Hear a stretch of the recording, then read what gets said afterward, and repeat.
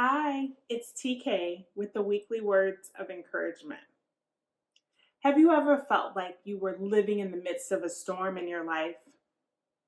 Maybe you're like me and you felt like there was a tornado and a tsunami and a hurricane and a typhoon all going on at the same time in your life. I kind of feel that way right now, and I often wonder if I might drown under the weight of my circumstances.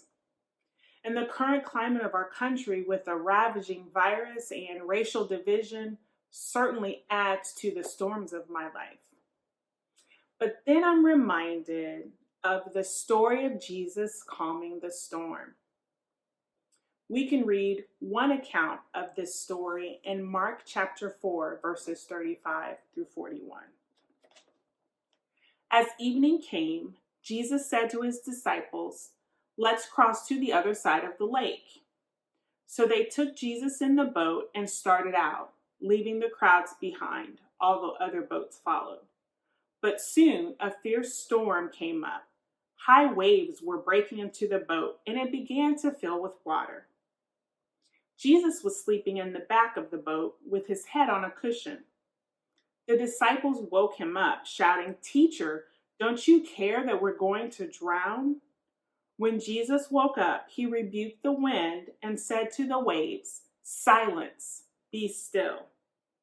Suddenly, the wind stopped, and there was a great calm. Then he asked them, "Why are you afraid? Do you still have no faith?" The disciples were absolutely terrified. "Who is this man?" they asked each other. "Even the wind and waves obey him." So Jesus was sleeping soundly on the boat while his disciples were freaking out. But here's an important point to note. Some of his disciples were experienced fishermen, yet they still panicked in the midst of this storm.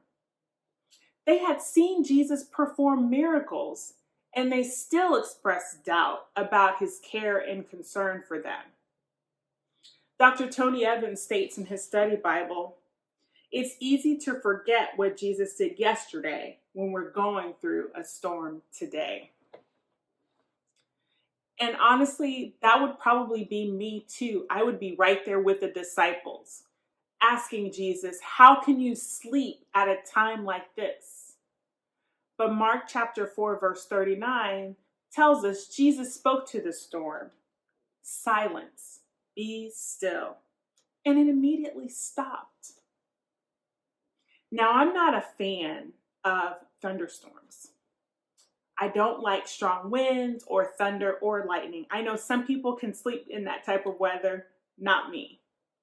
So when there's a thunderstorm forecast or happening, I try to retreat to a safe place within my home. My home provides a physical shelter during a thunderstorm. But I have to remember, I also have a shelter when the storms of life rage. Jesus. He offers me shelter in his arms where there's love, peace, and comfort. As Nahum chapter 1, verse 7 reminds me, "The Lord is good, a strong refuge when trouble comes. He is close to those who trust him." This is a great reminder and a source of encouragement to me. I also look at other verses in the Psalms that remind me that God is right there with me in the midst of the storms in my life and in your life. These verses offer me encouragement when I'm facing both literal and figurative storms in my life. And I pray they encourage you too. Psalm chapter 34, verse 8 invites us to taste and see that the Lord is good. Oh, the joys of those who take refuge in him. And Psalm 46, 1 assures us that God is our refuge and strength, always ready to help in times of trouble. Psalm 61, verses 1 through 4, offer this encouragement. Oh God, listen to my cry, hear my prayer. From the end of the earth, I cry to you for help when my heart is overwhelmed. Lead me to the towering rock of safety, for you are my safe refuge, a fortress where my enemies cannot reach me. Let me live forever in your sanctuary, safe beneath the shelter of your wings. And Psalm 91, verses 1 and 2 state, those who live in the shelter of the Most High will find rest in the shadow of the Almighty. This I declare about the Lord. He alone is my refuge, my place of safety. He is my God, and I trust him. So as we face the storms of life, let's look to the arms of Jesus. There we will find protection, strength, and comfort. His arms are strong enough to protect us, yet gentle enough to comfort us.